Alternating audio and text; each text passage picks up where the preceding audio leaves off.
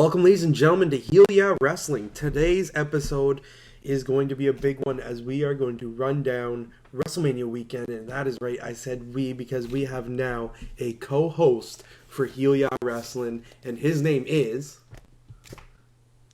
Nick Meyer. Nick Meyer, welcome to Heel Yeah family. Thank you very much. I'm happy to be here. I was happy when you asked me. It was unexpected. I will do my best to carry on the Heel Yeah legacy that we're trying to build. Perfect. So this weekend is, for us wrestling fans, our Super Bowl weekend, our Stanley Cup weekend. It is Absolutely. It is the weekend. And it started off huge with NXT TakeOver on Friday night. Leading up to it, there was access throughout the week in Texas, but Friday night was the first action we saw of WrestleMania weekend, and it kicked off huge in my opinion. Yeah. So for me, TakeOver was the show of the weekend. There was probably one definite match of the year contender, and I would say another one or two potential contenders in there as well. So we're going to start it off. Right before TakeOver happened on my Twitter, I got the message that Apollo Crews versus the Drifter had been cut from the main card, and it was now going to be a NXT, just like a regular slotted NXT match, which actually airs today. It aired just before we started this. So it started off with American Alpha taking on the Revival, and what I thought was the greatest way to open up NXT TakeOver ever. I assumed this would be the opening match. I kind of figured American Alpha was going to win. I didn't think they would keep the belts on the Revival. So for American Alpha to get the big win in front of the WrestleMania crowd, you had the chants going, you had the fans totally into the match, and for American Alpha to win, it was a huge moment. Great opening match. Got the crowd into it, and it kicked off an amazing show. How amazing is Jordan? Is he sponsored by, Air Jordans? His height he gets on his drop kicks is unreal. Not only that, but when he tears down his straps and he sticks his tongue out, I get afraid for his opponents. The dude gets so fired up, it totally makes me think he will kill you with a drop kick. And, this is something, if we go back 6 months ago, we weren't seeing from Jordan. We were seeing a very much a struggling man. And now, 6 months later, he is now the tag team champion for NXT. We shouldn't forget that Jason Jordan was once tag team partners with Ty Dillinger, NXT's resident jobber. Why is he a job completely unrelated, but he is probably the best jobber they have, aside from Joey Gargano, who is actually going to be taking part in the Cruiserweight tournament. But he is the greatest jobber I've ever seen next to Dolph Ziggler. I will agree Ty Dillinger is very underrated, and I think in the right role he could be a very good performer. However, as the perfect 10, he's more of a 0 to me. I don't dig the perfect 10. I think it is a misuse of him. Although I guess compared to the Jason Jordan Ty Dillinger tag team, it's 10 times better because as a tag team they were awful. They clearly had no chemistry.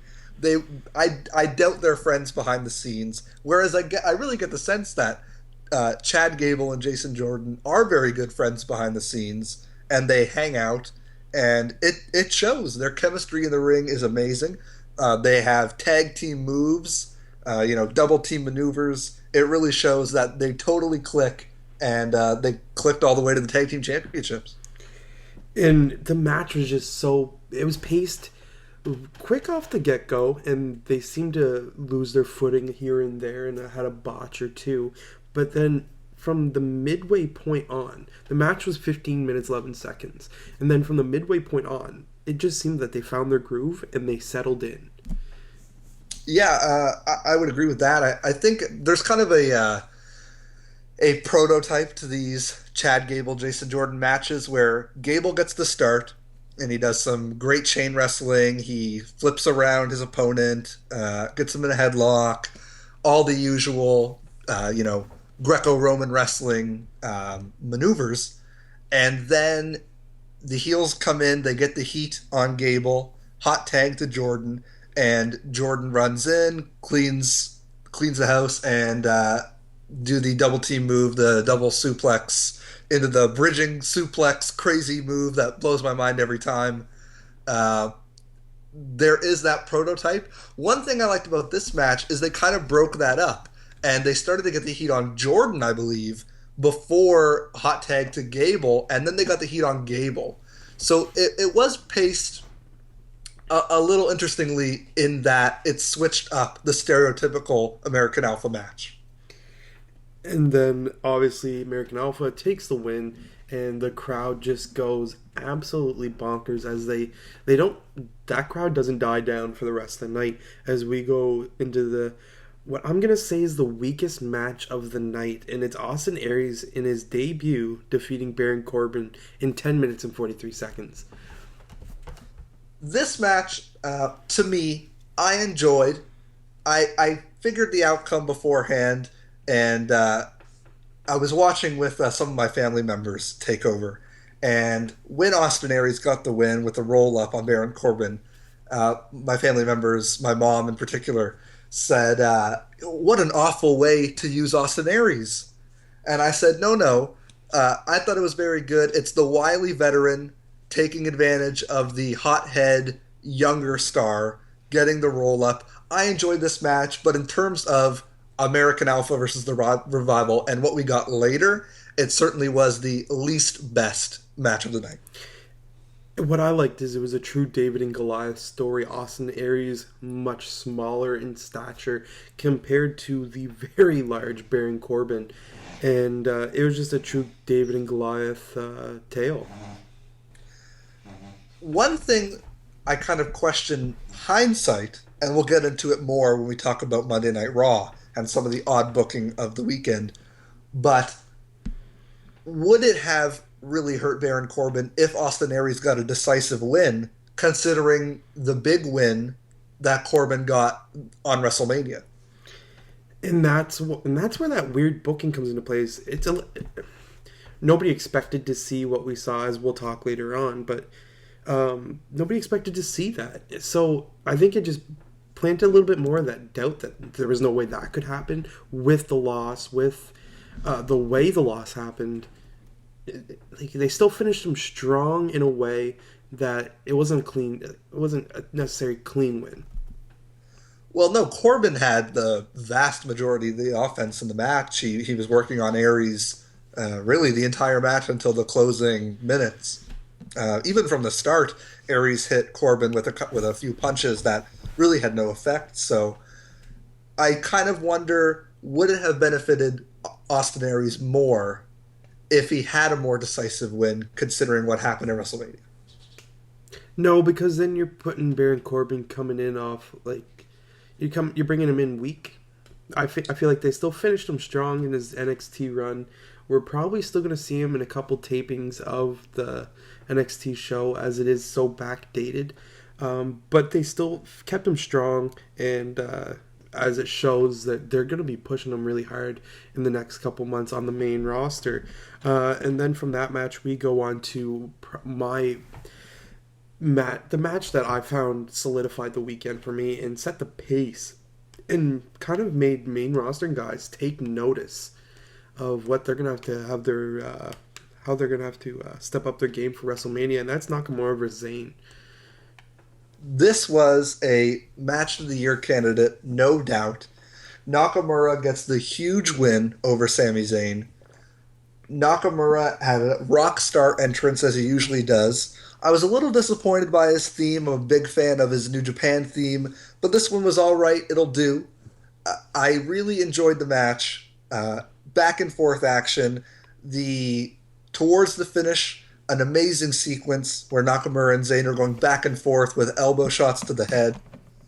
It showed that Sami Zayn can be a cornerstone of your wrestling company, and it showed that Nakamura is the future of WWE.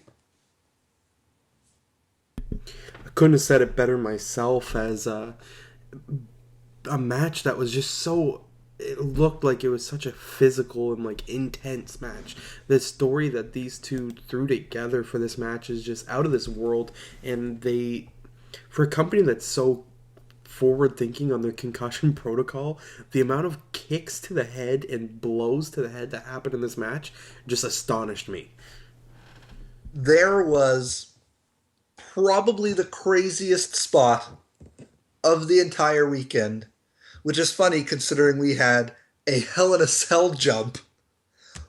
But Sami Zayn diving through the ropes to do his torpedo DDT through the turnbuckles. Nakamura caught him with a kick that I thought killed him. It looked amazing. And I sat there shaking my head at my television off of what I just watched. They've protected the torpedo DDT so well. I don't think anyone's ever blocked it until last night with that kick to the head. It was the kick to the head for me that was like the oh my god moment was when Zayn had his head on the ropes. He's leaning over the ropes, and Nakamura gets on the apron, and he just Randy Orton style punts him right in the temple. And, like, as far as I knew, that was a banished move from WWE. The punt. Yeah. Yeah, you have to think they've teased Orton doing it many times, but he's never actually hit it. So with the concussion protocols, of course, with Daniel Bryan retiring only a couple months ago, this was an incredibly hard-hitting match. And with all of the offense to poor Sami Zayn's head, you have to wonder what Vince McMahon might think watching this backstage. There was actually a picture on Twitter of Vince, and he is grinning from ear to ear Oh, really? with this match playing on the screen in front of him. And you see, I don't know what his name he goes by in NXT, his real name, but A-Train sitting there. Oh, yeah. What is his name? Matt something, I believe. Matt, yeah. So he's sitting there calling the match and like having the earpiece on with the mic, and Vince is leaning over him smiling, just like leaning into that screen and just completely immersed in that match. And I'm pretty sure that's the same reaction if we had videotape like pictures of ourselves watching. Everybody is like leaned in and just dialed 100% into the match. And while I look at the times for the matches of TakeOver, you got the tag match, which is 10:11. The Aries match is 10:43. Nakamura Zayn 20:07. Asuka Bailey 15:24. And then the main event, which was another phenomenal match, but didn't even come close in the time, 16:22. Wow. So the faith that WWE had for them to put out this match, and they nailed it, shows with the time allotted. And then as we go from that match, I feel is a judgment of poor pacing, as I felt very exhausted already by this point in the card. Absolutely. And poor Bailey and Asuka, sorry. The crowd was so flat for their amazing match. Watching it the next day, I rewatched it, and the match was just phenomenal, but the crowd was taken out of it because of how hard-paced and hard-hitting and amazing the match before was. I feel like the Apollo Crews match could have slotted in right there and been that nice break to get everyone ready for the main events.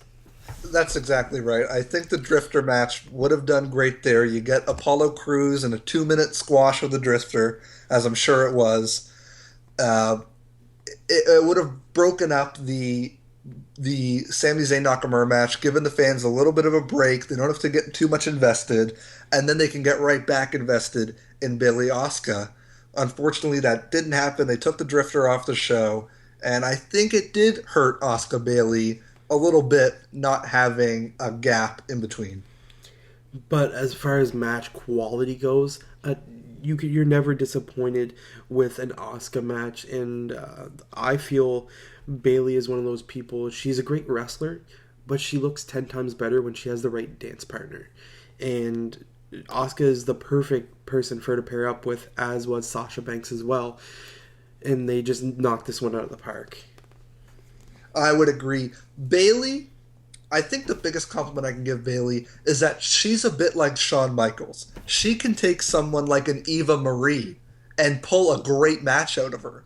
However, when she's in there with someone like an Asuka or a Sasha Banks, they have an all-time classic. Much like Shawn could take any Joe Schmo and have a great match with them, but when he's in there with The Undertaker, they have an all-time classic.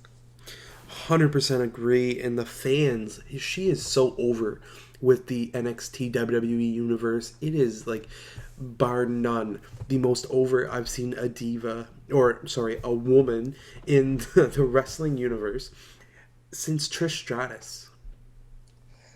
I would agree with that, with the exception of maybe Sasha Banks. I don't, I, I don't feel like they're that point yet because, as we'll talk about Monday, everyone was ready for that music to play. If and we'll talk about that later, but she has her own chance. She has like she's so over, and the kids love her. That's the one thing that separates her and Sasha Banks is Banks has everybody, all the adults. Bailey has all the adults, but Bailey also has the kids. I think that's why WWE will like Bailey more because she has the kids and she, I guarantee, will push way more merchandise than Sasha Banks. But if you remember last summer, they weren't chanting for Charlotte to come up to the main roster, excuse me, or Becky Lynch. They were chanting for Sasha Banks. So I do think that Sasha has more potential than Bailey. I don't trust the main roster with Bailey. I think when Bailey gets to the main roster, she's going to go the way of Emma. Yeah, no, I 100% agree with that. And to talk about the Asuka Bailey match, there was a great spot where Bailey went, where Asuka went for I don't know what she calls it, but it's the rear view where it's the same that Naomi does. She does that hip. I think they just call it a hip attack. A hip attack, and Bailey locks in the suplex. Yeah. And I thought that was such a great and simple spot that nobody's done, and it just played out flawlessly for them. Absolutely. They had a number of fantastic spots, including when Asuka won with the cross-face chicken wing, the Asuka lock. I believe that's what they call it. Yep. Is that correct? Yeah, the Asuka lock. Um, when Asuka won, the crowd went dead silent. They were totally shocked, which I don't really understand. I predicted Asuka to win going in. I thought Bayley was going to make her debut on Raw, which now we know she didn't. But I predicted Asuka to win, and I thought a lot of people would too, but the crowd was shocked.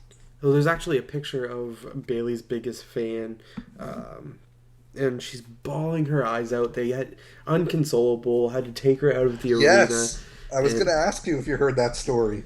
And like apparently Bailey went and talked to her like after the show, and which is another great a testament to how Bailey's character, not only in the ring, outside of the ring, but outside the WWE universe, how Bailey is a person and consoled the young child, and I'm sure let her know that that's not the end of Bailey.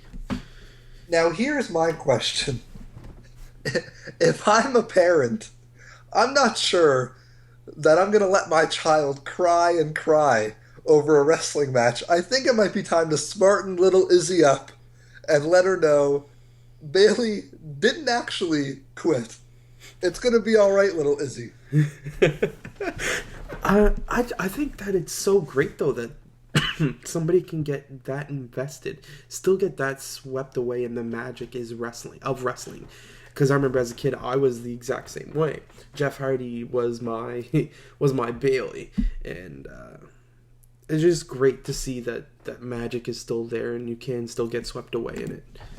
It is. It shows how Bailey is very engrossing to children, specifically little girls, and how they can really latch on to Bailey, like Izzy has. Moving on to Finn Balor versus Samoa Joe.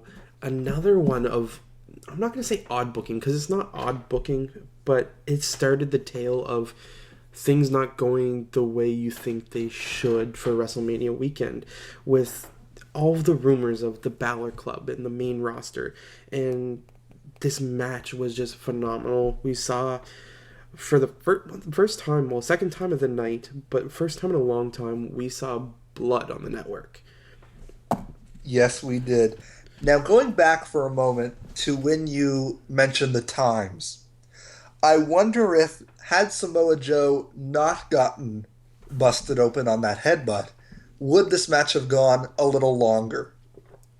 No, because they finished right on the hour. I know with the network you don't have that time constraint, but you got to be thinking like, okay, that timing wise though, even for the network, they're probably trying to go on the hour, half hour. Well, yes, and now that I think about it, they'd stopped the match several times, so we're probably looking at a match that ends a little before the hour if they didn't stop the match so many times to stop the blood.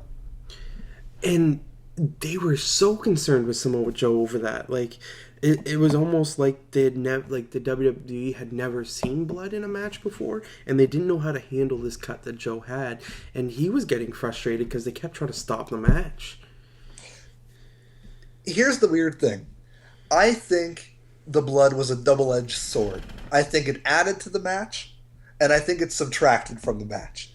It made the match feel like a much bigger deal, and it made Samoa Joe look like he wanted the title that much more, that he's pushing away doctors who are trying to attend to him while he has blood running down his face because he wants to get his hands on Finn Balor. But I think it also interrupted the flow of the match, and around the third or fourth time that they were dabbing at Samoa Joe's face, I, as a fan, got a little frustrated and just kind of said, threw my hands up in the air and said, let them fight. Let's get this match going. He's busted open. We've seen people busted open before. My first thought of when they kept trying to dab it is when Stone Cold was put in the sharpshooter by Bret Hart, and the blood that was pouring down his face at that point. He lived. He's still alive today. Like, he didn't die from blood loss. Could you imagine if the iconic image that they love to replay of Stone Cold with the blood running down his face, gritting his teeth and pushing up from the sharpshooter, could you imagine if in the middle of that shot a little white towel came in being held by a gloved hand, dabbing at Austin's face? It wouldn't be the same shot. It wouldn't be the same memory of that moment. Exactly. And I know it was a different time. I know we know a lot more about injuries to the head, but it did interrupt the flow of the match. But what I do like about the blood is it felt more, it wasn't a match, it was a fight. And yes. And it just built, so it could be more, they can pit that the hindrance of these doctors and these refs trying to stop Joe so they can wipe the blood hindered him and it prevented him from seizing his opportunities. And I feel like that's something that they could play on in the booking coming out of this, as Finn Balor did pick up the win from Samoa Joe. And it was a bit of a not a cheap win, but it wasn't much like Austin Aries getting the roll up. Samoa Joe basically had Finn Balor beat, and he did the Bret Hart Roddy Piper finish of pushing off the ropes, bridging into basically a roll up as well. So that covers Takeover, and once again, I'm loving NXT right now. NXT, if I had to choose between NXT and the main roster, I'm sorry, WWE main roster push aside, because this NXT crowd is amazing. Oh, Shane McMahon, I'm sorry. If I have to pick between NXT and WWE, Shane, you can jump off a Hell in a Cell. You can jump off the Lethal Lockdown cage for all I care. I'm taking NXT all the way. And what I love about NXT is you get to see Mauro Ranallo, and that man knows his stuff.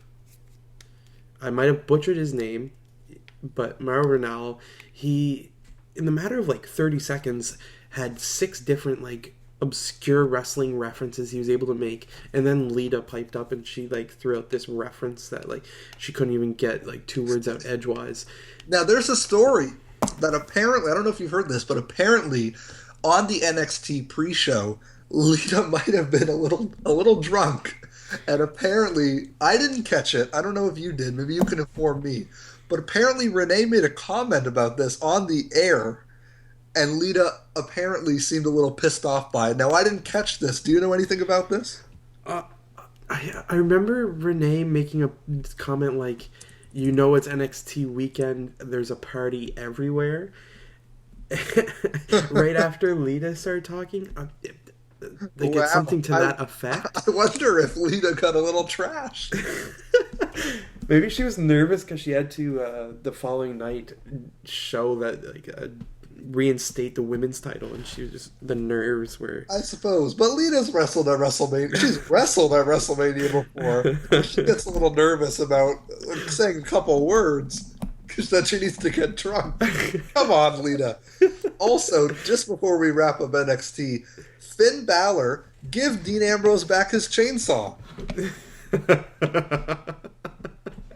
Yes, because Dean Ambrose didn't get to use it. You know why? He tried to use it. He couldn't start it because Finn Balor was out there waving it all around, wasting the gas.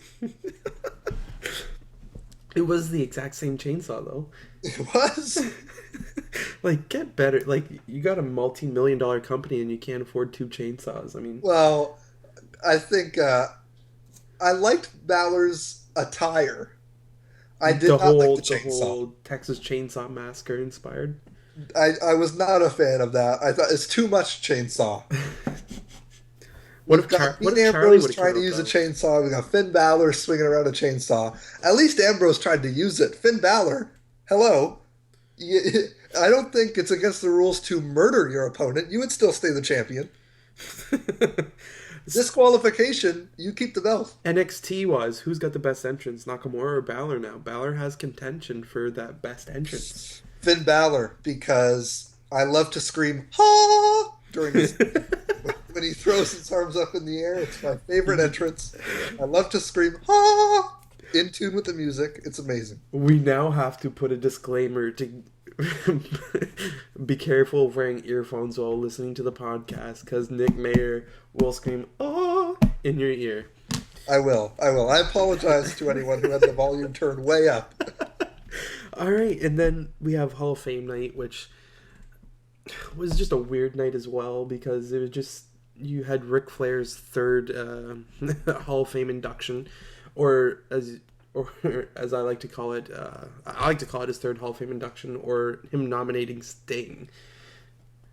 Oh my gosh, forget Ric Flair. How about Vader's Hall of Fame acceptance speech? I mean, induction speech of Stan Hansen. Oh my god, but like Ric Flair it was just him paying tribute to like Ricky the Dragon Steamboat for 15 minutes. I thought Ricky Steamboat was already a Hall of Famer. I was just like, wow. And then he brought up his like four wives, made Charlotte stand up because Snoop Dogg made Sasha stand up. Like, yes, but here's the difference. Snoop Dogg was being inducted, not giving a speech. This Hall of Fame had horrible induction speeches, but really good acceptance speeches. yes, Sting's acceptance speech was amazing. If you can make it through the awful induction speeches, I counted the only inductors to not reference themselves were John Cena and the Dudley Boys. Now, the Dudley Boys did reference themselves a tiny bit, but they were making jokes and they put the focus right back to Jacqueline. John Cena references himself because he's like, this guy let me use his studio to record my album. I hope that got tons of boos. I don't remember if it did. It should have. But immediately that made me go to my iTunes and download his album. Oh my god, yes. The time is now. The hottest selling WWE album of all time. And there are some gems on there that didn't make it. Like, there's just some gems on that, but that is another story. But Sting is now in the Hall of Fame, and I know the rumors are going rampant. Is he retired? Is he retiring? He officially declared his retirement from the ring. I think we all saw this coming. I don't think it was a huge shock. I know he said he wasn't going to retire and that he wasn't retiring, but I think we can all agree that it's time, Sting. My biggest regret is that he didn't come to WWE sooner. Seeing how they treated Sting this past, I guess it would be 2 years, just about, makes me wish that Sting, who I've been a huge fan of, didn't go to TNA. He wasted, I think, his last few good years in TNA. He got maybe a good 6 month stretch out of it when he first came in, and I don't think the rest is going to be remembered. He will be immortalized for being the quickest person to beat Jeff Hardy as he was drugged out of his mind Yeah, see, on on lockdown. that's the thing. That would never happen in WWE, and unfortunately, that is a thing we're going to remember Sting for, being a part of that, which is just a black mark on his legacy. And then as we move from the Hall of Fame, we go to WrestleMania. Now, this is where things start to get weird, as everything that you thought was going to happen isn't going to happen. Except for two key, not key matches, but two matches where I said, okay, I could see this happening. And that's the first match where Kalisto defeats Ryback.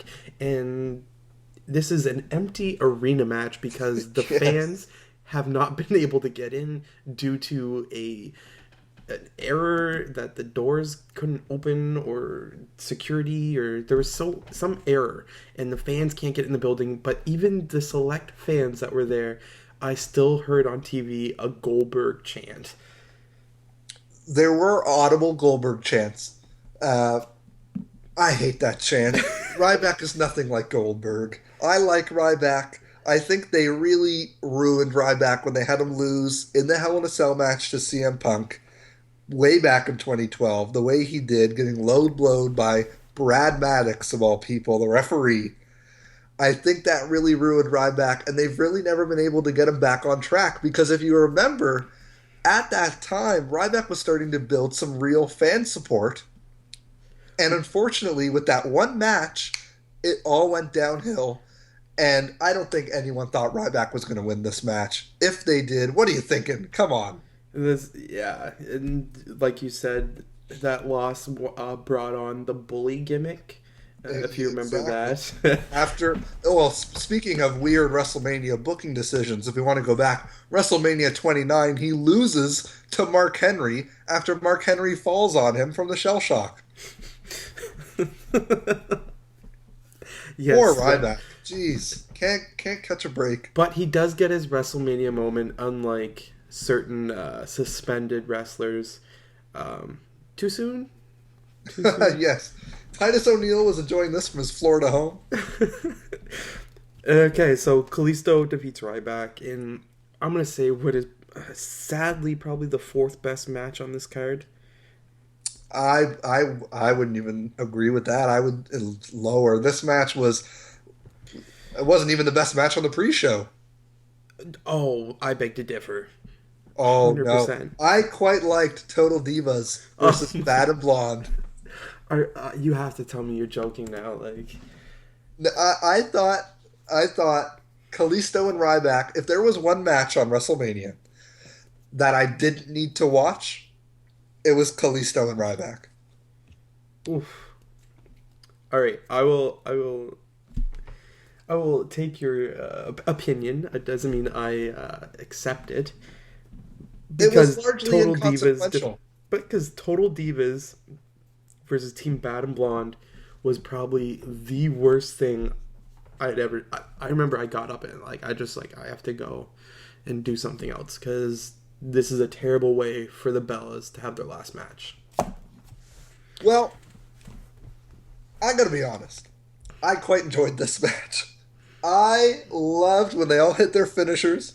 I was jumping up and down when Eva Marie hit her sliced bread. I quite enjoyed Brie Bella winning with the yes lock. I don't know what it is. Maybe it's just because I'm a Total Divas fan. I do enjoy the show. It's harmless fun. I liked this match. I thought it was the best match on the pre-show. I mean, it's good you're getting these divas their WrestleMania moment, even though it is for a half full stadium.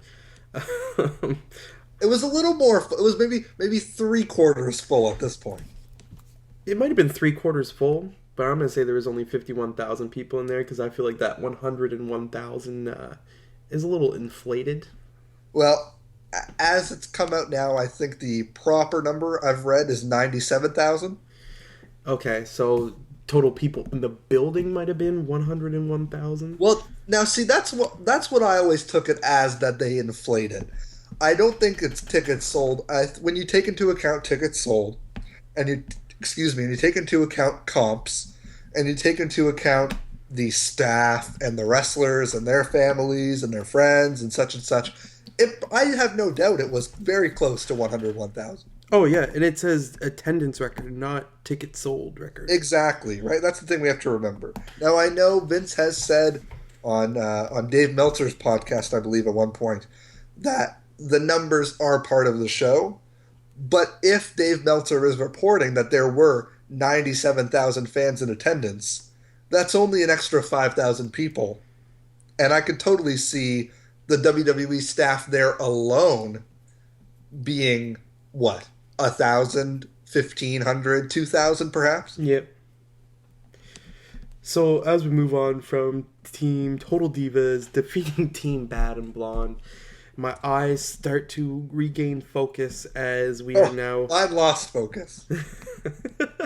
As we see the Usos defeat the Dudley Boys in, once again, it's one of the matches that I could see happening, as the Usos are that stable tag team that is always there for the WWE Universe, and the Dudleys are just on their I'm going to say their retirement tour now, and they're just going to start putting young teams over.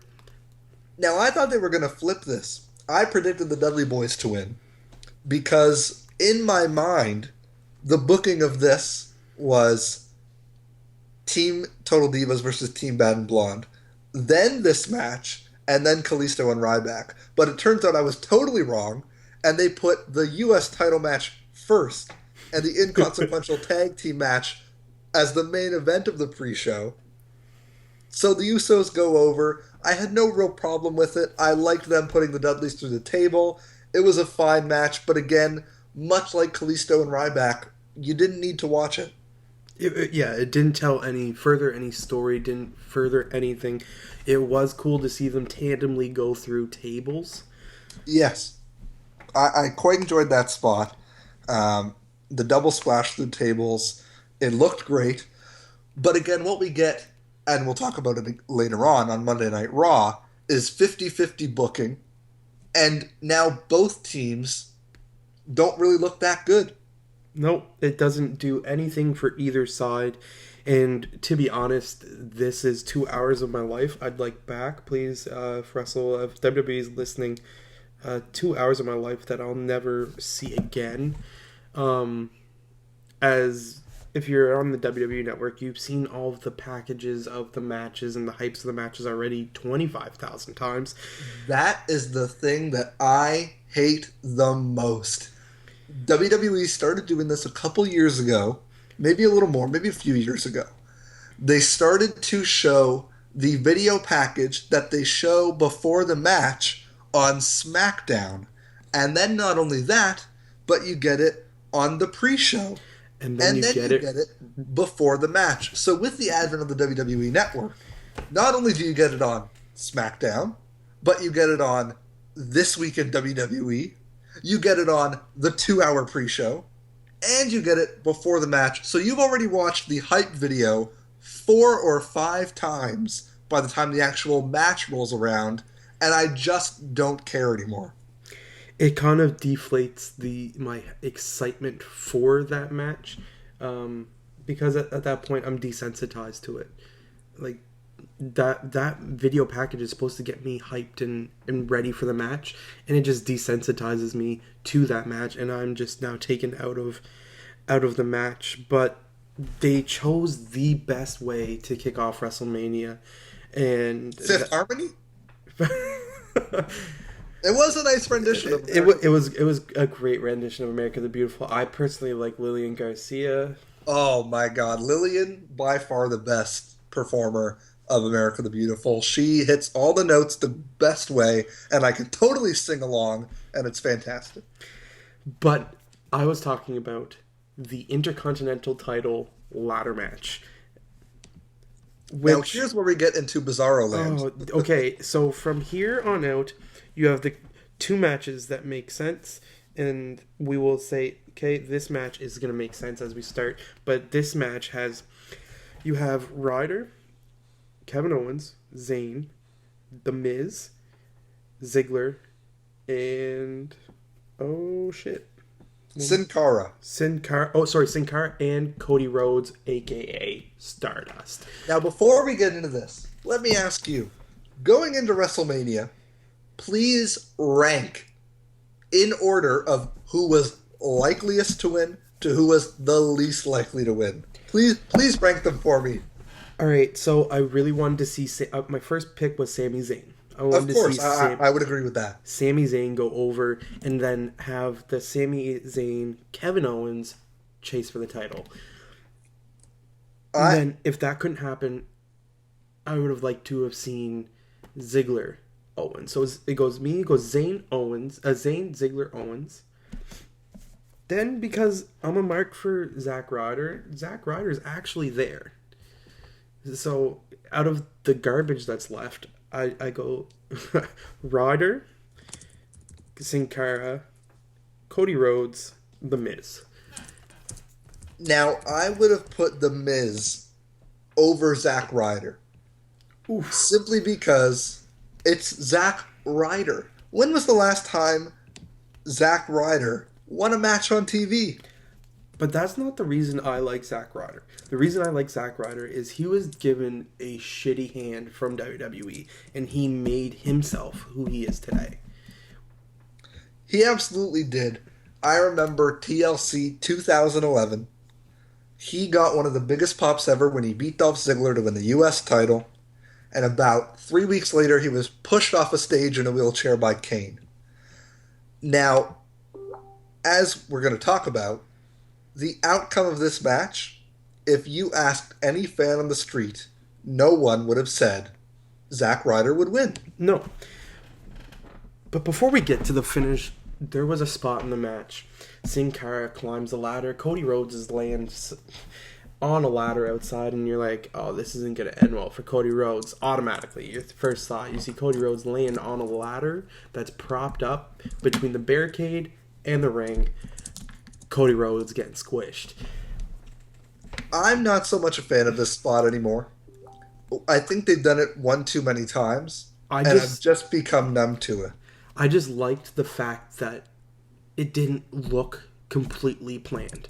It didn't, because Sin Cara was like, he wasn't on, I don't know if he wasn't on proper footing or what, but he looked like he was going to go haywire, and he barely hit that ladder. Well, if I remember, he was standing on the ladder facing the hard camera way, which is where Stardust was positioned, and then the ladder was tipped. So I don't think he could totally control his body as if he jumped for a splash. So it is impressive. Don't get me wrong, it is impressive to look at, but we've seen it now at WrestleMania 23. Was, I believe, the first time we've ever seen that spot. We've seen it here. We've seen it, I believe, Edge has done it a couple more times. We've seen it in Money in the Bank matches. It's a little much. Once we start to use spots so much, it stops meaning as much. And on a card that was as lackluster as this was, it was spot full. There were so many spots, and that one got lost in the shuffle. Exactly. I found this was impressive. This was a card of spots, not of matches. I don't know if I would agree with that. There was quite a few, I thought, good wrestling matches. There certainly was quite a few just impressive spots, and that's why the match was there. And we'll get into that with the co-main event, which, trust me, I have a lot to talk about that. But, again, it was just another spot in the match. And between two members of the match that no one really cared about. No, well, that's what you expect from Sin Cara. You're going to expect something, quote-unquote, death-defying. And Cody Rhodes is... Unfortunately, he's not being used the way I think if he was used as Cody Rhodes and not Stardust. He would be so much better off. A character that a lot more people could get behind. Unless your name's Drax Shadow. Um, Obscure wrestling reference. That was Connor the Crusher's name, I do believe. Drax Shadow? No, Drax Shadow was the kid that was obsessed with Stardust. Drax. Yeah, oh, that's not That's right, not Connor. The other. I'm sorry, I get these Make a Wish kids Yeah. confused. So there's that. And then the finish is. Oh my goodness! You could have drawn up a better finish with crayons, as the Miz reaches up for the title. He's like Well, he gets, before, but he gets before the cocky Miz, about it. before the Miz reached for the title, we got Sami Zayn climbing up, and then Owens tipped the ladder, and then the Miz climbed up, which this crowd turned on this match like nothing else at the thought of the Miz besting Sami Zayn and Kevin Owens. So the Miz climbs and he gets to the top and everyone's like, "Oh my god! Like, are you kidding?" And then to make matters worse, he says, "I'm not just gonna just like, reach for it in this position." He goes to the front of the ladder, so he's facing the hard cam and his legs are in front, Yes. which sets up for the spot. He goes up to reach. Zack Ryder, out of nowhere, comes in like the Energizer Bunny, jumps up the ladder, and just shoves him. Like, just shoves him off. He gave him a push to the bum, sent him off the ladder. And then he just reaches up, grabs the title. I love that he got the title, don't get me wrong, because if there's anybody that deserved a WrestleMania moment because they haven't had one, it's Zack Ryder. Oh my god, I loved this ending. It was fantastic. Having his father come into the ring. It was so nice. It was such a feel good moment to start the show.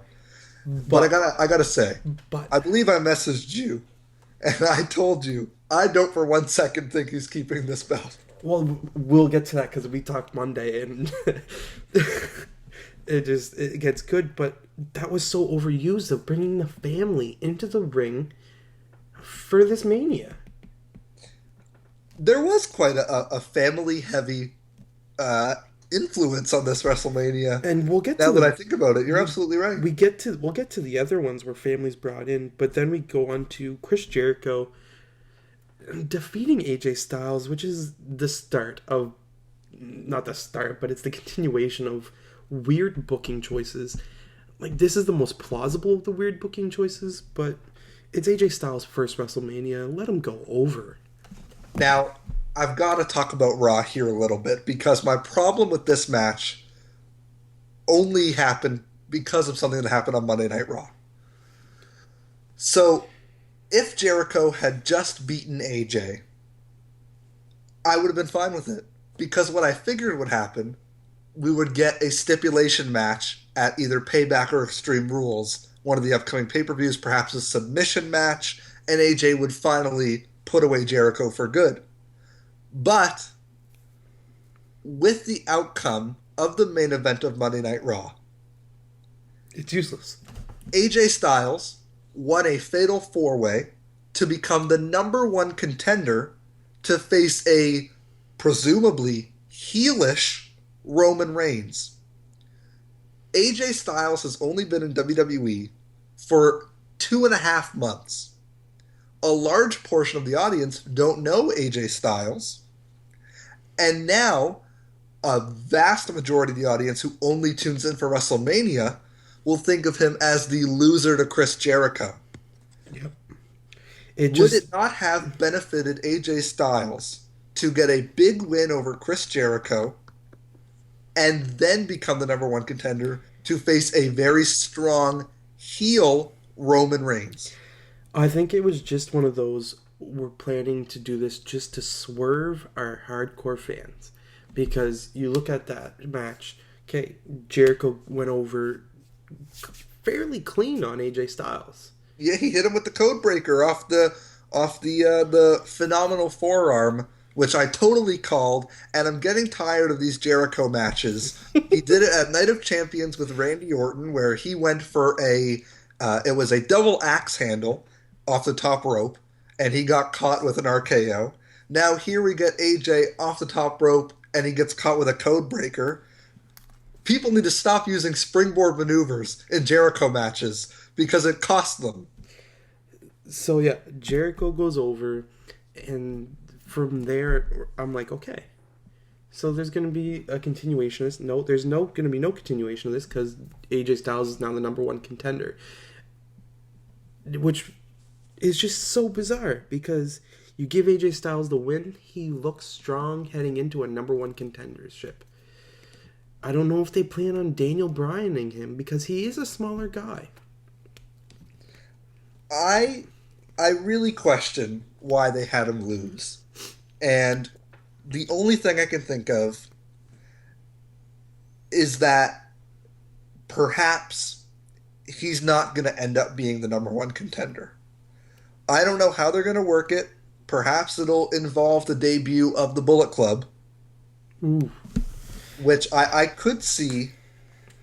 Just an idea here. I could see the Bullet Club playing off, turning on AJ in New Japan. We know that WWE is starting to reach out and starting to work with companies. They're bringing in Ibushi from New Japan to do the Global Cruiserweight Tournament. So I wonder if they'll play off the Bullet Club, turning on AJ in Japan. They'll make their debut by taking him out of a match or taking him out and putting him away for a couple weeks. That might be. And then I could understand why they have him lose. But if the plan really is to main event Payback with AJ Styles versus Roman Reigns, why on earth did you have AJ lose? Yeah, that once again, just the questionable booking of this whole pay per view as we go on to the next match, which is yet again just it seemed like a match that didn't need to happen and they just wanted a spot as it's the League of Nations as they defeat the New Day. Way to not make your tag team champions retain the belts and not look strong at all. This wasn't even for the tag titles. I understand. That's what I mean. Like it's a non-title match, and your tag team champions don't look strong at all. Why have it be a non-title match? Why not put the belts on the line? I thought of a scenario where they could still get the legends out there, still have their fun. You have the New Day win over the League of Nations, retain their titles, because in my scenario the titles are on the line, and then you have the 4-on-3 advantage, take advantage, and they beat down the New Day, and then you have the legends come out. But why even have the legends come in the first place? Was it a spot just so they can bring these guys out? Did they? Oh, absolutely.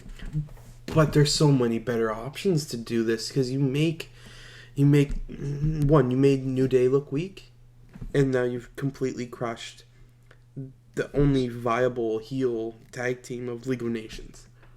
You do make the New Day look a little subpar compared to Stone Cold Steve Austin, but I'm all right with that for two reasons.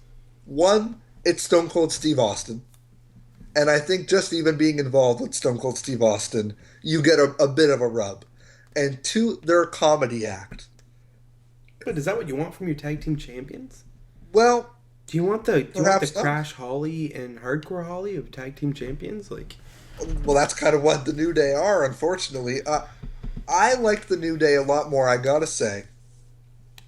I like the New Day a lot more in that first heel turn when they were still the kind of preacher gimmick.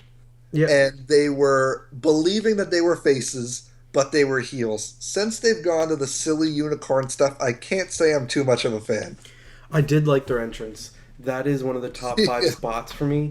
The Bootios falling from the sky. The big box of Bootios. And them popping out of the box dressed in Dragon Ball Z attire. One of my top 5 spots of the night, which goes to dictate how this pay-per-view went. But there was nothing really to comment on about the match. The match was... I went to the bathroom during the match. It was too long on a very long show. If you watched the pre-show, the show was 6 hours, 52 minutes. And if you just watched WrestleMania, it was 4 hours, 52 minutes. Very bloated, which is okay, but this could have easily been trimmed. The only reason this match existed was to get the Legends out there to beat up the League of Nations and then the New Day. There was no need for this match to go over 5 minutes. And once again, it seemed like it was a match built for a spot. It certainly was. Um, Again, no real need for it. Like I said, you could have done it in 2 minutes. If you want the League of Nations to win, fine. Have them win, and then have the Legends come out. It would have shaved a good 9 to 10 minutes off of this already long show. And then we move into one of the matches that people are talking about that they liked, and I hated. Brock Lesnar defeating Dean Ambrose. Way to bury. People like this? People I've talked to on Twitter, and I tweeted out during this match saying this is the grossest match I've ever seen. It's so bad and boring, and I got hate for it. And people loved it. They're big Brock Lesnar fans. Well, they're Brock Lesnar fans. So if you're the Brock Lesnar fan, then yeah, you're gonna like this match. Brock Lesnar looks huge. And he completely buries Dean Ambrose. The only offense Dean Ambrose gets in is with a weapon. Dean Ambrose looked like a total mook here. He looked like a fool. Now, I'm okay if Dean Ambrose loses to Brock Lesnar. But the way he lost to Brock Lesnar was awful. First of all, you build up this match. You have Foley give him the barbed wire baseball bat. You have Terry Funk give him the chainsaw, of all things. Yes, a chainsaw. And then you just have him barely use any weapons. He used the kendo stick a couple times. He had a couple of chairs in there. He tried to use the chainsaw. It wouldn't work. Yeah, he went for like the Sabu chair finish, and nothing came of it for him. The kendo stick is the only offense he got in. He tried to use the chainsaw, as we said earlier. Finn Balor took all the gas out of it, and went for the barbed wire bat. And I was like, he's no way he's hitting him with it. The WWE's gone way too PG. Like, he's not hitting him with it. Boom, he misses, and suplex F5, and I was like, and that's it. Like, can't believe he can't kick out of it. Out of all the finishers we saw kicked out of that night, Dean Ambrose can't kick out of an F5. I think this is one match where Brock Lesnar could have lost, and it would have been fine. You could have booked him. You could have put him through tables. You could have busted him open a little bit. Brock loves to get busted open somehow. They say it's the scar tissue on the forehead, but I'm not so sure. Brock loves to bleed. He didn't bleed at all, which is okay. Actually, he did. He blistered, and it popped. Is that right? I didn't notice the popping blister of Brock Lesnar. It was from the kendo stick on his arm, and I saw it start to welt, and then all I saw was blood pouring out from this welt, and it looked like it was watered down blood. So I was like, that's a blister pop. Well, that's lovely. That's something I'll have to go back and look at, Brock Lesnar's blister. But just awful. Could have beaten Brock, and it would have given Ambrose a nice rub. And I think the big problem with this WrestleMania is that if you're a once-a-year fan and you just watch WrestleMania, you loved this show. It was awesome. It was everything you wanted. But for the long-term fans, when I'm watching Money in the Bank in 2 months and Dean Ambrose is in the main event, I don't care as much because he lost to Brock Lesnar. And it's not... See, I could have... The way you worded that, I know you don't mean it this way, but he could have lost. He still could have lost and kept his higher on the card spot. I don't think so. And I'll tell you why. You 100% can, though. The whole build-up, have him kick out of... down by Brock. He was made to look like a fool every week. Yes, he got back up. Okay, cool. He could only get back up so many times. We saw it with Daniel Bryan, where he got beaten down and beaten down and beaten down, and then he got moved into the program with the Wyatts, and the fan support started to die down a little bit until he turned face again.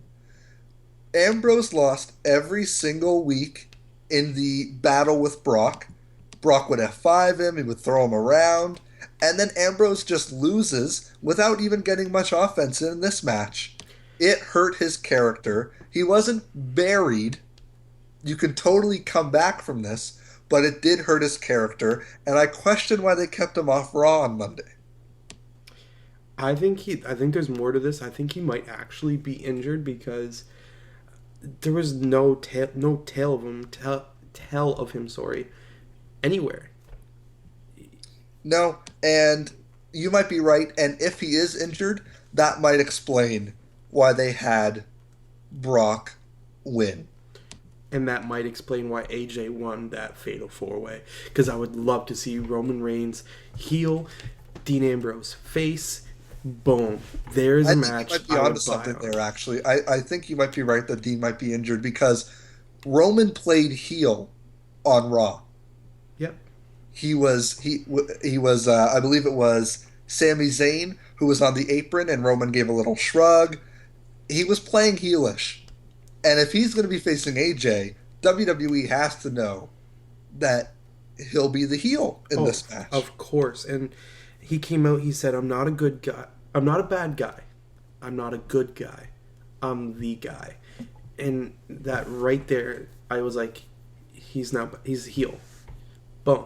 He's a heel. I think you might be right that Ambrose might be injured, and that would explain why he lost to Brock, because you wouldn't want him to beat Brock and then go away for a while. No, 100%. And we'll get to Raw later. We keep going to Raw all the time. It's weird because you really can't talk about, now that we've watched Raw, you really can't talk about WrestleMania without talking about Raw because of the weird booking at WrestleMania, and then with the booking on Raw, it just makes it even more weird. As we go, continuing through the card, Charlotte defeats Sasha Banks and Becky Lynch, and Becky Lynch is now probably out of the title picture for the foreseeable future. She submits to Charlotte, but Sasha Banks still remains strong as Ric Flair, who we discussed, a genius manager out on the outside, and prevents Sasha from getting in to break up that submission. Now, I was very disappointed at this match. The match was great. I shouldn't say disappointed at the match. I was disappointed at the finish. Okay. I'm okay with Charlotte staying champion. But I didn't like how they treated Becky. Oh, she was a workhorse in that match because Sasha, as much as everyone loves Sasha and I love Sasha, she came out so flat. Exactly. Becky was in everybody's hold, it seemed. She was the ragdoll getting thrown all around, and she ended up tapping out. She had a couple good moments. I thought it was all right. They needed someone to tap out. Unfortunately, it was Becky. I would have liked it to be Charlotte to Sasha, quite honestly. I think that would have been the ideal outcome of the match. No, I 100% agree. There was some great spots in that match, and to me, it is the number 3 on my WrestleMania match ranking, behind Chris Jericho versus AJ Styles, and the title and the ladder match. Yes, I would say this was probably my number one. This is your number one, okay? Of the night.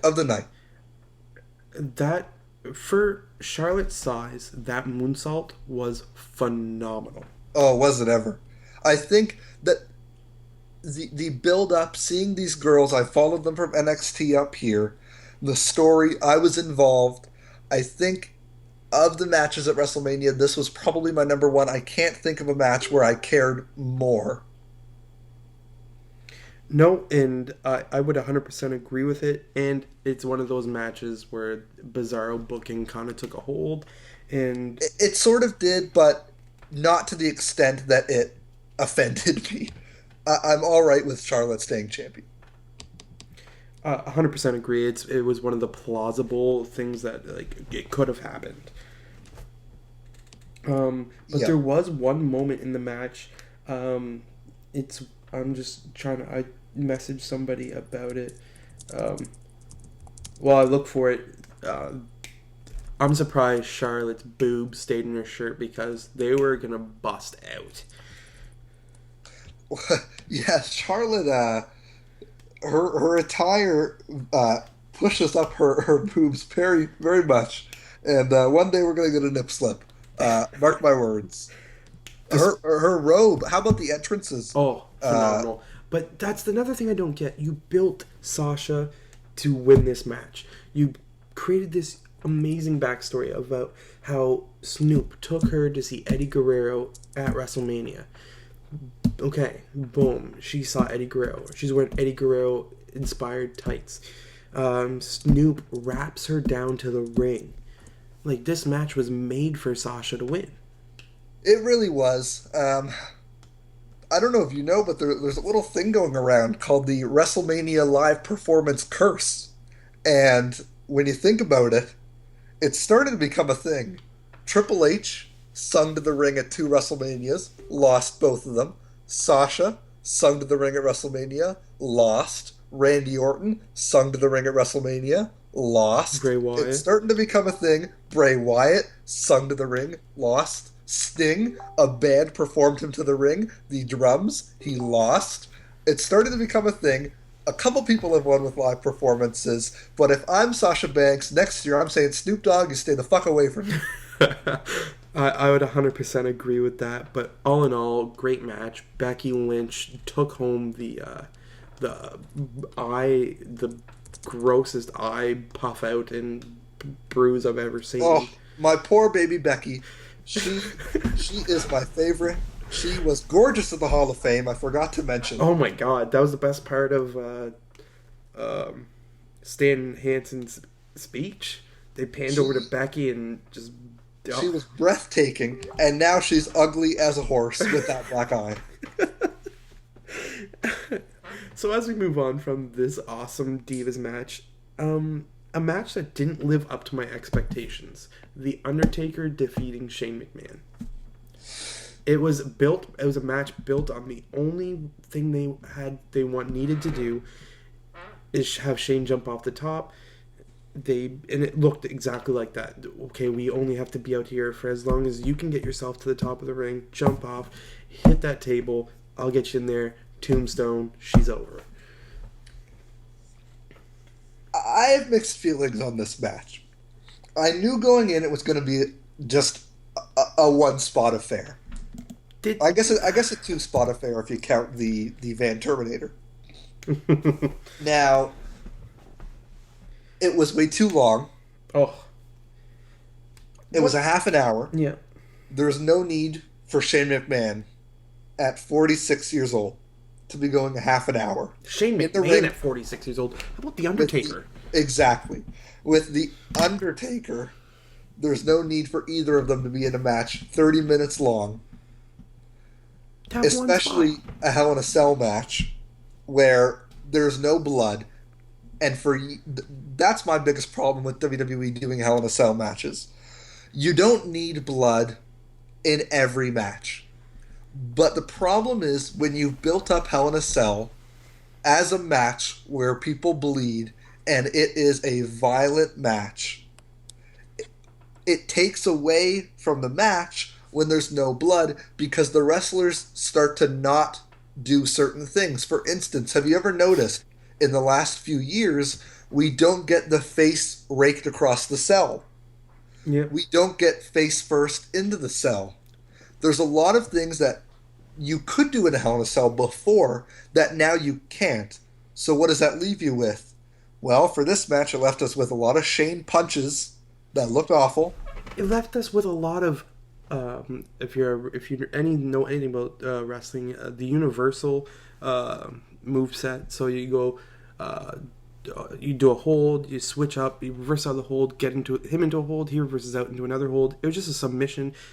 They just tried to make it look like they just tried to highlight Shane's Gracie Jiu-Jitsu training Yeah, that he has. suddenly, Shane McMahon from the mean streets of Greenwich, Connecticut, is an MMA expert, and he can pull off triangle chokes, and he can pull off omoplatas, and he is just a wrestling machine, apparently. So that match, just for me, like, I was taken out of it. Unfortunately, it was just something I just couldn't care any more about. And and then until the point where the funniest portion is we see Shane cut the bolts off the cage, and then lo and behold, Undertaker spears him through that cell wall. Oh, like we didn't foresee that happening as he's bolt cutting the bolts off the side of the cage. Was there not a better way to undo that cell door than have Shane bolt cut it himself, only to be speared through? And poor the German announce team. Now, listen, my grandmother was German, so I feel for these guys.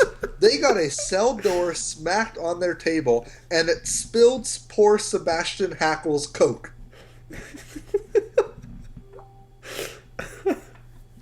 Oh my god! But that, and then you get the Shane look up to the top of the cage, hit Undertaker with what I thought was the lockbox that he had all his secrets in. That was the lockbox, wasn't it? Tools fell out of it, so I don't think it was. That's what Shane had on Vince. He had a couple of winches and some ratchet Hose? screwdrivers. Couple little garden hose. Exactly. Jeez, Vince. What? He must have a lot of money invested in the tool business. Hits him with it. He looks up again, decides he needs to take out a monitor now, hits him with that, climbs the ladder, and at this point I'm like, Jesus Christ, he's gonna die. Like, this man's 45 years old, his kids are in the front row, Linda's in the front row. They got like front row tickets to their dad's like death. Just a completely unnecessary spot. I mean, Vince obviously feels it's necessary, and they did it, and it seems like it panned out because he was standing the next day on Raw, but Jesus, like, I mean, you got to know you're safe. There was a pad that we saw that deflated once he hit, but I wouldn't do it for all the gold in the world. Yeah. So watching this, I got very excited. I thought, oh my God, Shane's going to jump off the cell. And then when he got up there, my stomach started to churn a little bit, and I thought, oh my God, I really don't want to watch this. So I was watching through my hands a little bit. I was very nervous for Shane. He went through, he splatted like a rag doll, and then I looked and I saw crash mats beneath, a big air mattress. And immediately I was relieved because I thought, oh my God, he's okay. I wasn't a fan of this stunt. Leading up to the match, I thought it was going to be awesome. And I realized that now I wish I hadn't seen it and I wish he hadn't done it. The thought of the stunt was cool. Actually watching the stunt was not cool. And it really just kind of soured the match a little bit for me. And it made me more worried than anything. And then and like the Undertaker even looked concerned, breaks kayfabe, starts looking concerned as Shane lays in a heap, hasn't moved. Also talking about people not moving. I'm sorry I forgot to mention it during the ladder match when Owens got suplexed and his neck got stuck in between the rungs. Oh my God! Yes, and we want to hop back to that for a minute. I thought he might have had a broken neck. Honestly, there. I thought he was dead. It looked horrible. I don't know how they did that one safely, especially that he could come out and wrestle on Raw the next night. But yeah, that was also horrible. I'm not a fan of a lot of the stunts that they did. So Undertaker brings old Shano in the ring, tombstones him, pins him, and then, and what, I don't know if I'm reading too much into it, but Taker takes off his gloves and leaves them in the ring. He's never done this for any other match. Is this him leaving his boots in the ring and announcing his retirement from WrestleMania? I really don't know. I gotta think not. I'm sure they would have played it up more. And why would you have him win if it was his last WrestleMania, especially considering what we got Again, on Raw, um, I would think not, but I honestly don't know. It just the coincidence is just too much of a coincidence that the gloves stayed in the ring. It might be. Did they now? You'll have to remind me. I don't remember seeing this. I know I saw him walking up without the gloves. Did they zoom in on the gloves? Did they talk about the gloves? They didn't talk about it. They zoomed in on the gloves as they laid there, and you see Shane lifeless in the back, but they focused on the gloves. They focused on him taking off the gloves. Never the announcers didn't. They were quiet during this part, and he doesn't even throw the gloves down. He just lays them down on the mat and finish. I'm gonna say he has one more match at WrestleMania, Is and it I'm gonna say it's against someone that Vince puts him in with, and I think it might be John Cena. okay? That's my prediction. I think Vince, or rather Undertaker, after not liking being Vince's, But bitch, for lack of a better word, that's what they've been calling him all these weeks. Not liking being Vince's henchman, I think he puts his gloves down, signaling he's going to leave, and then I bet next year we get one more match and Vince calls him out, and it's against Cena. That's my prediction. we'll get to my thoughts for Cena. What I would have booked WrestleMania in Cena as, but we go from there to Corbin winning the Rumble, which was weird because, like we said, we just saw him lose to Aries, and now he's on Mania. Out of all of the people we thought we were gonna see debut, Corbin wasn't one of them for me. No, and he wasn't announced, so it was pretty weird that he would just turn up. Talk about people unannounced though. You have Tatanka, you have Diamond Dallas Yes, Page, Tatanka. you have Shaquille O'Neal. Now that's a match they've been wanting to do for a long time, is Shaquille O'Neal versus Big Show. So for them to not announce Shaq, I wonder if he what the deal was. That was he just watching WrestleMania and they That is asked him, "Do you that is want what to happened. be in the match?" Nobody knew that Shaq was going to be there until the afternoon of Mania. Yeah, I believe that 100% because that's something you announce. 100%. The Shaq's debut as a wrestler? Jeez. But once again, I took a break. Didn't pay attention to this match as it just didn't pique my interest because It was nothing. It I was saw Sandow get eliminated very early on, which just completely disheartened me, and just lost. I just one of those matches. I went and walked around. You get the gist of it. Corbin wins. Corbin's now gonna use this trophy as a launching point for his career, and we'll talk about that on Raw when we get to Raw. But then we go to the Rock segment, which was really weird. The weird booking comes back again. The Rock comes out, looks around at the crowd, goes backstage, and he's now comes out with what I thought was a t-shirt gun. It was not a I t-shirt thought so gun. too. I thought it was a confetti gun. It is not a t-shirt gun. He is now Fucking waving. flamethrower. He's waving a flamethrower in the air, and then he goes over to this big metal like mesh sign that says The Rock lights it on fire, which was like 5 minutes of my life I'll never get back. Cuts a promo. The Wyatt family's music hits, and I'm like, all right, he's gonna he's gonna put over the Wyatts. That's my thinking. Being a mark, is he's gonna put the Wyatts over. Awesome, because the Wyatts have kind of how wrong you were. because the Wyatts were losing traction. They were this big powerhouse team. Injuries started to plague them, and I'm like, okay, like the Wyatts, but they're the butt end of this segment's joke.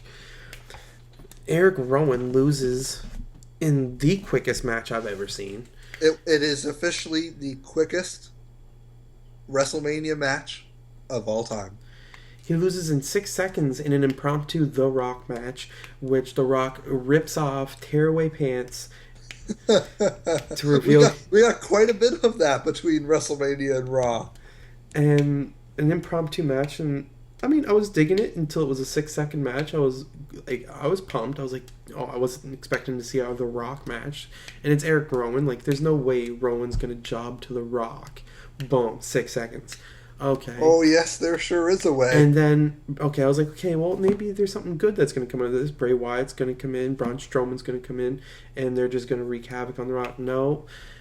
In the least of surprises, they're surprised that they probably thought was going to be the biggest surprise.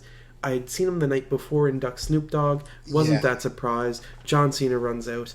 If you're going to have that, save him. Don't put him on the Hall of Fame. I think they kind of tipped their hand a little bit, putting him in the Hall of Fame. Once you see he's there, you would have seen he's there, but if he was just sitting in the Hall of Fame, people were going to think, okay, he doesn't have a hand in this year's WrestleMania. Yeah. Well, exactly. You couldn't help but think that he was going to turn up. And boy, did he turn up, or what? Comes in, saves The Rock after they had their big 2 matches of WrestleMania, and they go to the back happy, and Bray Wyatt and the Wyatt family are now a joke. So they've buried yet another could be potential top heel on this WrestleMania. I think this isn't one of those moments are just a lost cause. This isn't one of those moments like you said earlier where you had a brush with Austin. They physically buried the Wyatts. Yeah. So with Austin, I think it's all right because one, they're New Day's a comedy team, and it was played for a laugh. 2, it was one stunner, and the New Day left the ring. Like, it wasn't, let's beat him in a match, and then let's toss them out of the ring and pose. Yeah. But, again, from Raw, the Wyatts look to be face now. So I wonder if this was a way to soften them up. But it's so weird. And we'll get to that when we get to Raw. Roman Reigns defeats Triple H, and this is where I was putting my booking hat on, and I was like, okay, the WWE, Vince wants Reigns to go over as face. He's desperate to make Reigns a face. So I was thinking and watching videos online of how they could do this. And I saw the perfect one. And it is, you want Reigns to be face, right? Triple H does his big grand entrance he does every year. They seem to spend $1 million on the Triple H entrance every WrestleMania. So Triple H comes out, he's heel, Stephanie's out there. Reigns comes out, and he gets the boos. And I was like, okay, well, in this video that I was watching, like, the guy had kind of the same idea. Reigns stops, points to his head saying, I'm smarter than this. And then all you hear is Delta, Lima, Echo. Boom. Seth Rollins comes back. He's face. He already has beef with Triple H. You have him come out and Dean Ambrose come back from the dead. Boom. Reigns is over as ever yet again due to the Shield coming back. That would have been something. Just listening to that. You're marking out a little bit. I can hear it. A little bit. I'm getting excited. I'm starting to perspire. But it gets better. My plan gets better. Okay, please. So, you've made the Shield top faces. What are you going to do with your top face? You have in John Cena. You go out. You get him to come out, save Triple H, secure Triple H to win. Monday Night Raw comes around, and John Cena cuts a promo where he's like, you guys like Reigns? You guys cheer for Reigns? When I did so much for you guys, my blood, my sweat, my tears over these past 10 years, this is what I could have. This is what I did for you, and this is the way you treat me because I get injured for you. No more. Boom. Cena is now a heel. Reigns is a super face, and what a different outcome of WrestleMania you would have had. That would have been something. I don't think WWE is nearly that creative that they would come up with something like that on their own. But I mean, if I can come up with it with like taking some people's ideas from YouTube and stuff, like clearly they must have like a finger on the pulse of the fans and see this kind of Oh, stuff. Josh, did you watch WrestleMania? I did. They do not have their finger on the pulse. I mean, but what choice did they have with the Reigns Triple H match? You knew Reigns was going to go over and be the new champ, Well, and I I love the liked the fact. match. I thought the problem with the match was, again, it was too long.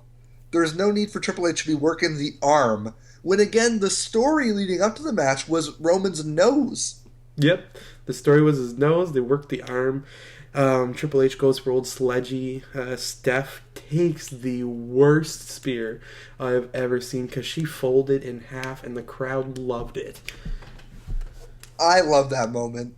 I thought it was great. What was with I'm her? a Roman fan, What was so what was one question though on her appearance? Why did she go back to like the Attitude Era style frizzy Steph haircut? isn't she a business lady and a mother? What's she doing out there in like negligee? Exactly. She's supposed to be like the authority of the WWE, and she's out there like cutting this big monologue on Now at top of the. WrestleMania 30, she was wearing like a dress, a sort of a suit top and short shorts. Okay, fair enough. Fine, fair play. She has the suit top on. Here, she was wearing something out of the Power Rangers. Her whole getup looked like she was right out of like a '90s episode of the Power Rangers. I didn't really get it. I think it's probably my least favorite Triple H Mania entrance aside from like 16, 24, where he just kind of walks out. Although I think I might have preferred that he just walked out instead of this, because I just found this to be bizarre. It was almost like a Game of Thrones inspired. Yeah, I'm not even sure because I've watched Game of Thrones and I haven't seen anything like that on Game of Thrones. It was like a cross of The Walking Dead and Game of Thrones, and I and don't know. It was a kind of American horror story. Deadpool. I also got the X-Men origin story Deadpool from that. Yeah, it was an amalgamation of a lot of different things, and none of it was particularly good. And the match necessarily wasn't good, but Reigns goes over, and then we forgot to mention earlier, Shane's kids come out to the ring with him, and they're not as coordinated as he is. And Roman's daughter then celebrates with him in the ring after he wins, as it is a family affair at WrestleMania. It sure was. I liked this. I thought Roman getting the big win was good. I'm a Roman fan. I don't fault Roman for not being over. I fault WWE. From day one of the Shield breaking up, I think they've put Roman in just horrible situation after horrible situation. They've given him no help with his promos. They've hurt him by giving him some of the promos. And they've just booked him into being hated. And I think if he turned heel and then eventually turned face, I think he would be beloved. But until that happens, I'm afraid he's just going to keep getting this heel reaction. Or even worse, the fans are just not even going to care. And they're going to stop booing or cheering altogether. And I couldn't agree with you more, as WWE is doomed to keep repeating their mistakes as they don't learn from history. It's the same predicament they're in right now with John Cena, a face that is booed. But you know what? It's even worse than that, because Cena, at his highest of being booed, which was probably that WrestleMania 22, WrestleMania 23 period in terms of his WrestleMania reactions, he was still cheered by a large portion of the audience. Even WrestleMania 28 in Miami against The Rock, who's from Miami, he was still getting cheered. I heard little to no cheers for Roman Reigns. That's true. Saw a fan video from the crowd, and you could have heard a fart, like during his like music and the pyro going off and the fans. Like there was no sounds. People just head down. Like I don't know if they were tired or what. Like I don't blame them for being tired, because the match, Although it be long, there was some pretty good spots in the match. The match was not the worst thing on the card. No, it wasn't. I thought the match was fine, other than why work the arm when the story is he had a broken nose?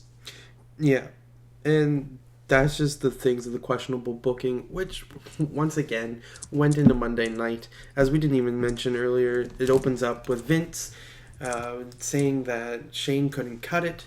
Shane's music hits, and Vince goes, "Oh, okay. Well, since I took care of that lockbox, here's Raw."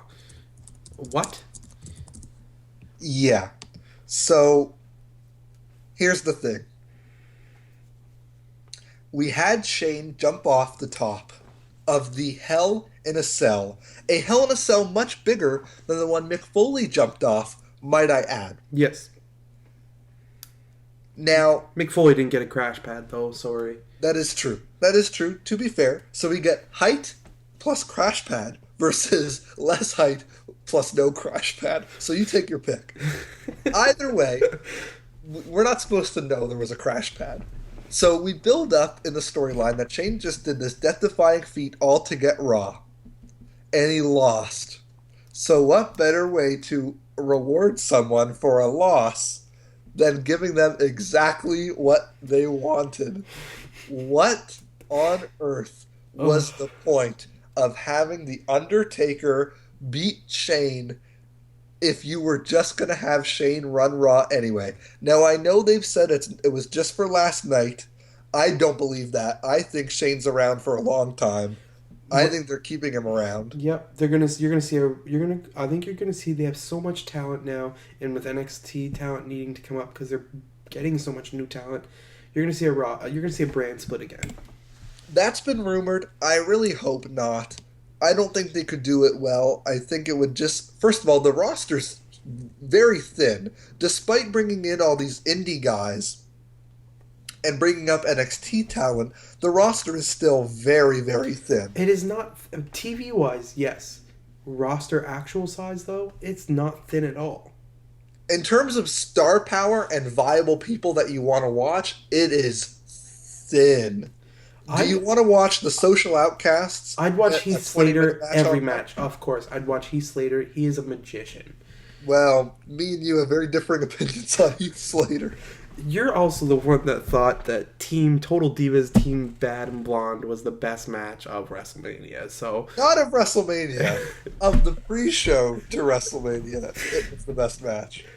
Anyways, it's neither here nor there.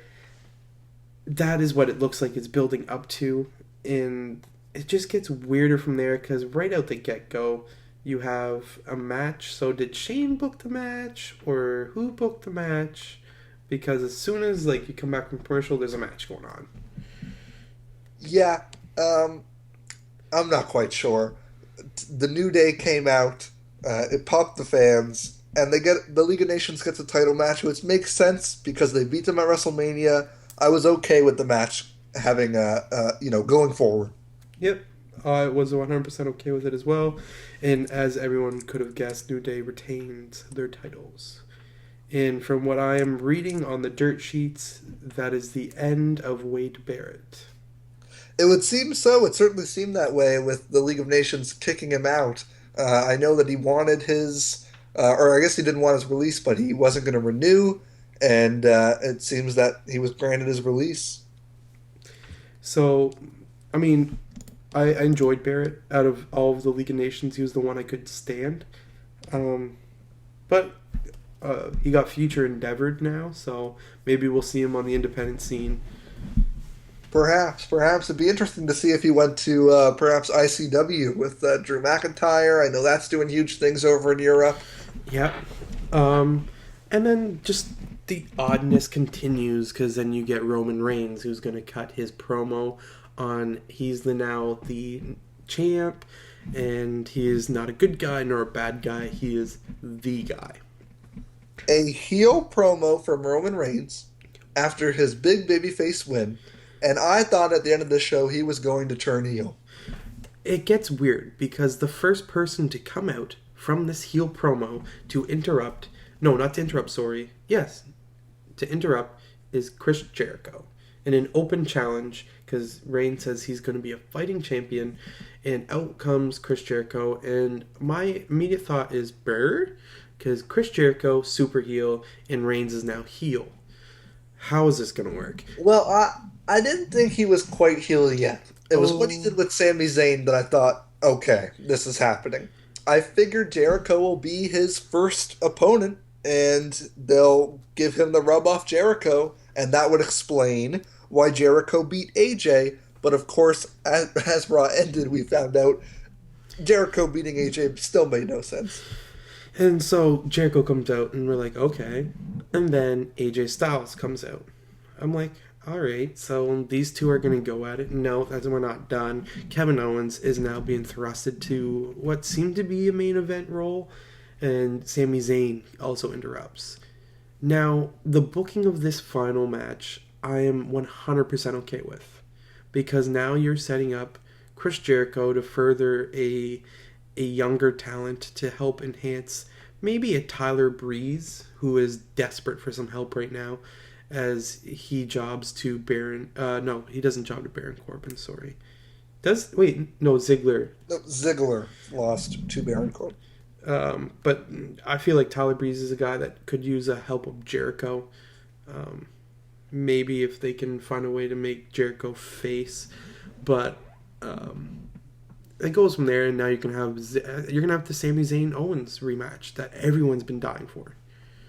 Yeah, I'm very excited to see a grudge match between Sami Zayn and Kevin Owens. They don't need the title.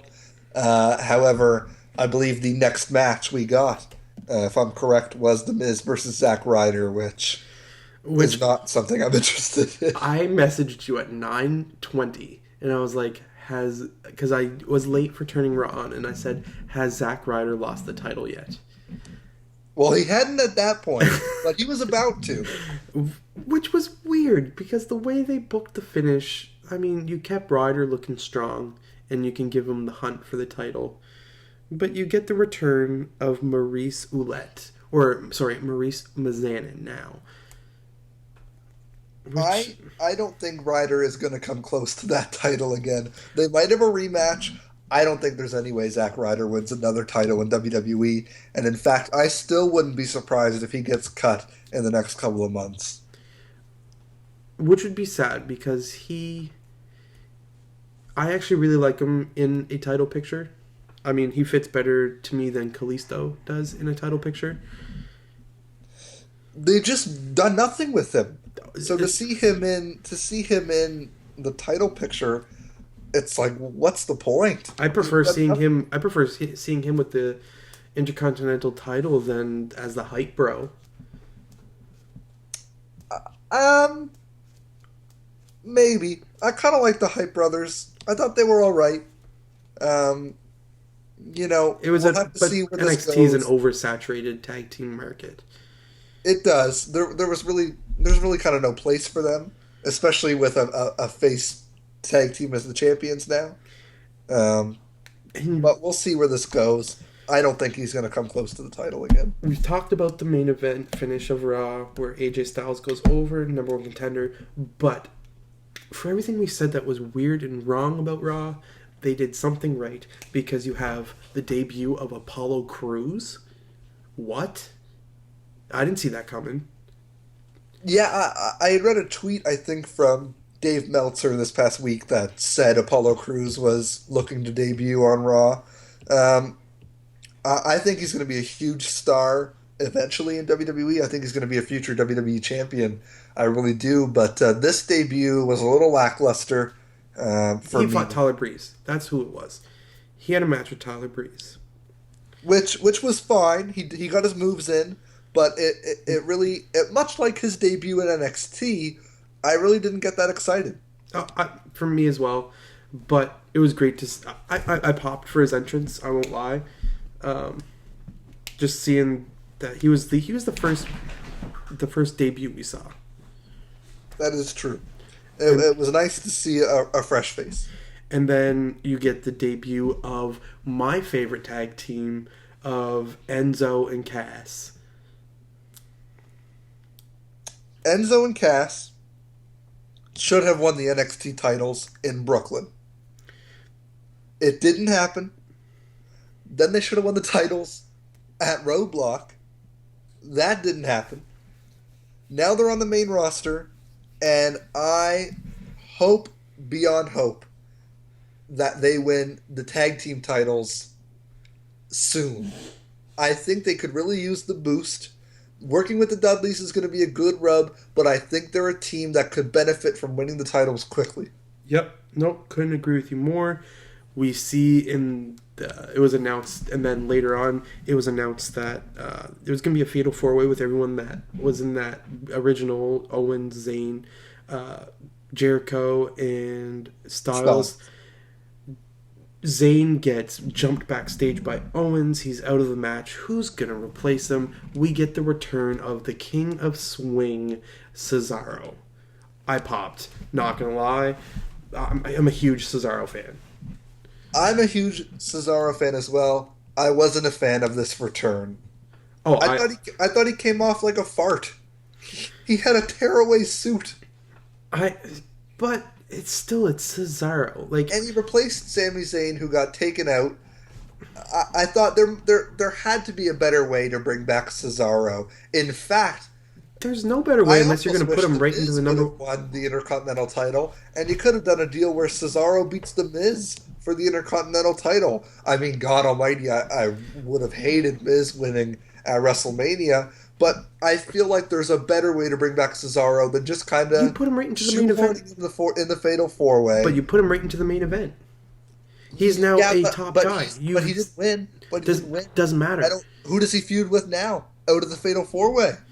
No Jericho. one. Put him in with Jericho. Maybe Jericho, perhaps. I don't think Jericho and Styles are done. You put Cesaro into that 4-way. He is now. You're saying we are slotting you as an upper main eventer. I disagree with that. Survivor Series 2014, Dolph Ziggler retired the Authority, and what did he do on this Monday Night Raw? He lost to Baron Corbin. To be fair, Baron Corbin didn't win neither, but... Oh, I'm sorry. He was a double count out with Baron Corbin, and then he got, face planted on the floor. And then another thing of good booking for Raw, weird booking if you watched WrestleMania. AJ Styles wins #1 contendership. And we also see the rivalry between Charlotte and Natalya start, which I love. Right. I love it. I'm okay with that. I think we can move Sasha and Becky away for a little bit. They can keep doing their own thing, and then we can get back to Sasha maybe for SummerSlam. I think would be a good spot for her to finally win. You won't see Sasha until Bayley. Bayley's going to make her main roster debut. You're going to have Bayley Sasha 3. Maybe. I think I would almost like for Bayley to wait until the summer. In my perfect scenario, Sasha wins at SummerSlam, and then we get Bayley up after SummerSlam, and we can go into the feud leading up to WrestleMania, where Bayley would win the women's title finally. Ooh, I like that. That's how I would do it. I think we build up Sasha, we get her to finally beat Charlotte, they can have a series of one-on-one matches. She can finally beat Charlotte at SummerSlam, and then we can bring up Bayley. We have them feud for a little bit. We turn Sasha heel, and Bayley finally overcomes her at WrestleMania in a big moment. I think that's how WWE should start looking at their booking, rather than going, okay, what are we doing for WrestleMania? And then leaving the book wide open and having seemingly no idea until SummerSlam. I think they should start looking at, okay, where are we going for SummerSlam, and then SummerSlam to WrestleMania, where are we going? I couldn't agree with you more, and I just feel like out of all the bad that I thought Raw was, there was a lot of good that came out of it though. Raw was good. I liked Raw. My problem wasn't with Raw. My problem was with, if you watched WrestleMania, Raw made no sense. Oh, and 100%. If you watched Raw, WrestleMania made no sense. I 100% agree with you. Raw was made for your loyal fans, and WrestleMania was made for your once-a-year fans. Exactly. And what I'm also excited for is a tag team making a debut on SmackDown, which I feel will not last in their gimmick on the main roster, which is the Vaudevillains. The Vaudevillains are going to go the way that I think Bailey's going to go, and the way that Tyler Breeze has gone, and the way that Emma's gone. They're going to be up for a little bit. They're going to get a nice little tiny push, and in a couple weeks they're going to be fizzled out. They're going to be jobbing to the Usos on Superstars, and then they're going to be right back down to NXT. It's just a gimmick that the main roster can't sustain. Well, that's the thing with NXT that we've seen with Emma and Tyler Breeze. Some gimmicks get over in NXT in that small crowd, the rowdy crowd. They latch onto it. But when you take it to the main roster with no explanation and no backstory, much like Bo Dallas as well, Bo Dallas was the heel who thought he was a face. You bring that up to the main roster, and he's just a dorky heel. There's not that investment. Which is the weird part, because on NXT, I loved the Vaudevillains. On NXT, I loved Tyler Breeze. Bo Dallas was unreal on NXT. But I don't like them in the main event role, in the main roster role. You bring them up and you just put them in the same role that they were doing on NXT, but you don't have that backstory. It would be like, what's a good example? It would be like if you took, I like Buffy the Vampire Slayer. I'm a big Buffy the Vampire Slayer fan. So if you took Angel from Buffy the Vampire Slayer and you brought him on to his own show, Angel, but you didn't talk about his backstory at all, it would make no sense, and fans of Angel would have no idea what's going on. No, I agree Much with like you can't take Tyler Breeze or an Emma, in particular an Emma or a Bo Dallas, where their characters had an arc in NXT. You can't put them on a new show and expect the fans to care when they don't know the arc. Emma's a bad example because her run got cut short due to shoplifting.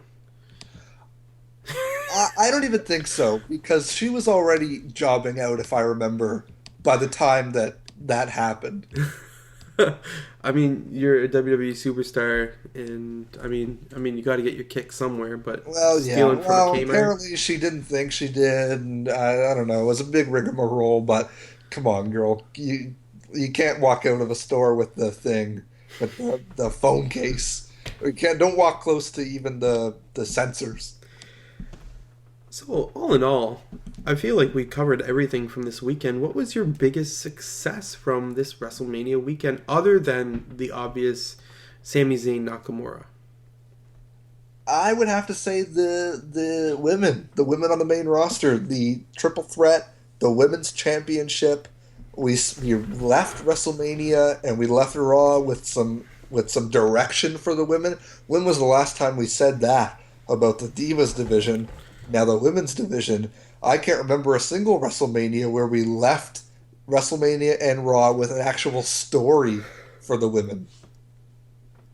For me, it's the direction that NXT's taken the tag team division. It's the biggest, other than Nakamura Zayn, that's the biggest win of the weekend.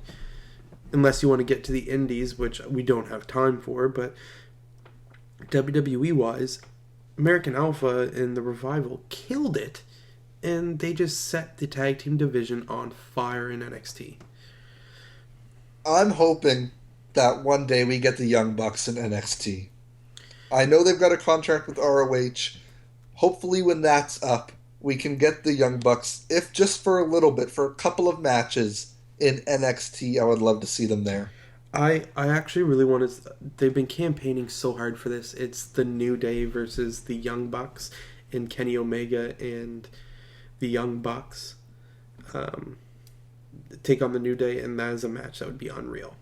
It certainly would be. I wish WWE and New Japan could work that out, because that would be fantastic. But other than that, is there anything that you want to talk about this weekend, or anything upcoming that we're going to do? We have a lot of great interviews that you and I are now, since you are now the co-host of Heel Yeah, we're going to be doing. And one I can't announce a date, but it is confirmed. We are going to have Taya, from Lucha Underground on the show. Yeah, looking forward to that. It'll be a great interview. Can't wait to talk to Taya. Like it's going to be our first prominent, non necessarily independent star who is a mainstay on a television programming on our show. Yeah, it's going to be great. Looking forward to it for sure. Other than that, everything's groovy like a drive-in movie. We're going to bring you weekly updates of the current WWE scene, put our booking hats on, and see if we can outdo the WWE here, as I feel like we could do a better job. I think so too. I know I can do a better job. I know you can too. So there's no doubt about that, I think. So, other than that, it's been a blast. I just can't wait for next week. Next Tuesday is when we'll be bringing you the next edition of the WWE State of Wrestling. We'll come up with a catchier name as we progress. It's a work in progress, but I'm sure we can come up with something. But every Tuesday, you can bet that we will have some sort of a breakdown of the week's WWE events.